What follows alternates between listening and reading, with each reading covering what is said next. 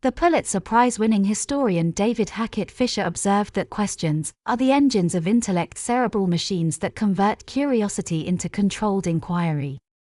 Fisher's engine is just one of many metaphors that have been used to try to describe the surprising power that questions have. Questions are sometimes seen as spades that help to unearth buried truths, or flashlights that, in the words of Dan Rothstein of the Right Question Institute, shine a light on where you need to go. The late Frances Peavey, a colorful social activist whose work revolved around what she called strategic questioning, aimed at bridging cultural differences between people, once observed that a good question is like a lever used to pry open the stuck lid on a paint can. Maybe we talk about what a question is like because it's hard to wrap our minds around what it actually is.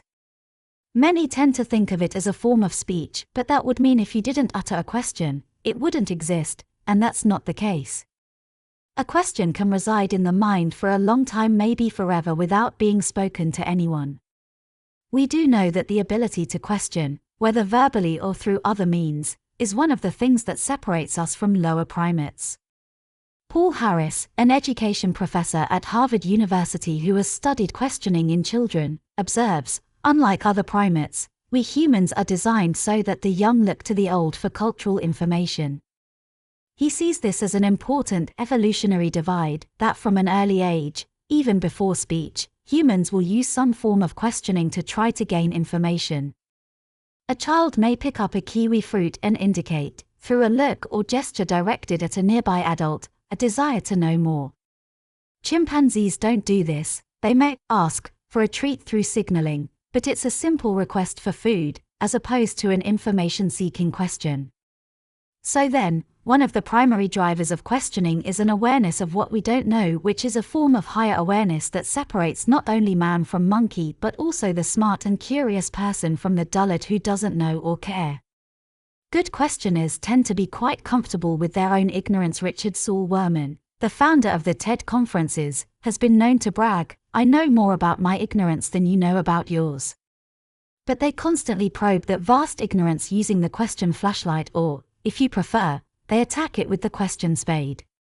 Stuart Firestein argues that one of the keys to scientific discovery is the willingness of scientists to embrace ignorance and to use questions as a means of navigating through it to new discoveries. One good question can give rise to several layers of answers, can inspire decades-long searches for solutions, can generate whole new fields of inquiry, and can prompt changes in entrenched thinking, Firestein writes. Answers, on the other hand, often end the process. This expansive effect of questions has been studied by Dan Rothstein, who along with his colleague Luz Santana established the Right Question Institute, a small and fascinating non-profit group formed in order to try to advance the teaching of questioning skills. Rothstein believes that questions do something he is not sure precisely what, that has an unlocking effect in people's minds. It's an experience we've all had at one point or another, Rothstein maintains. Just asking or hearing a question expressed in a certain way produces a quite distinct feeling of discovery and new understanding. Questions produce the light bulb effect. Rothstein has seen this phenomenon at work in classrooms where students, whether adults or children, are instructed to think and brainstorm using only questions. As they do this, Rothstein says, the floodgates of imagination seem to open up. The participants tend to become more engaged, more interested, in the subject at hand. The ideas begin to flow, in the form of questions.